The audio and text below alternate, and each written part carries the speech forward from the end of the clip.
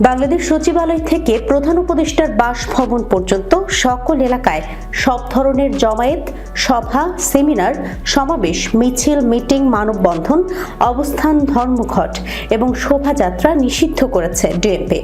বুধবার আবারও একটি গণবিজ্ঞপ্তি দিয়ে এই ব্যাপারে সবাইকে সতর্ক করা হয়েছে।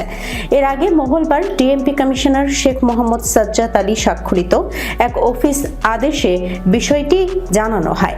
ডিএমপি সেই গণবিজ্ঞপ্তিতে জানায়, সর্বসাধারণের অবগতির জন্য জানানো যাচ্ছে যে জনশৃঙ্খলা এবং প্রধান উপদেষ্টার নিরাপত্তা রক্ষার স্বার্থে ঢাকা মেট্রোপলিটন পুলিশ অর্ডিন্যান্সের ক্ষমতা বলে আগামী 6 নভেম্বর থেকে পরবর্তী নির্দেশ না দেওয়া পর্যন্ত বাংলাদেশ সচিবালয় এবং প্রধান উপদেষ্টার সরকারি বাসভবন, যমুনা ও পার্শ্ববর্তী এলাকায় হোটেল ইন্টারকন্টিনেন্টাল ক্রসিং, কাকরাইল মসজিদ ক্রসিং, অফিসার্স ক্লাব ক্রসিং ও মিন্টু রোড ক্রসিং এর মধ্যবর্তী এলাকায় যে কোনো প্রকার সভা, সমাবেশ, গণজমায়েত, মিছিল, মানববন্ধন, অবস্থান, ধর্মঘট, শোভাযাত্রা ইত্যাদি নিষিদ্ধ করা হলো।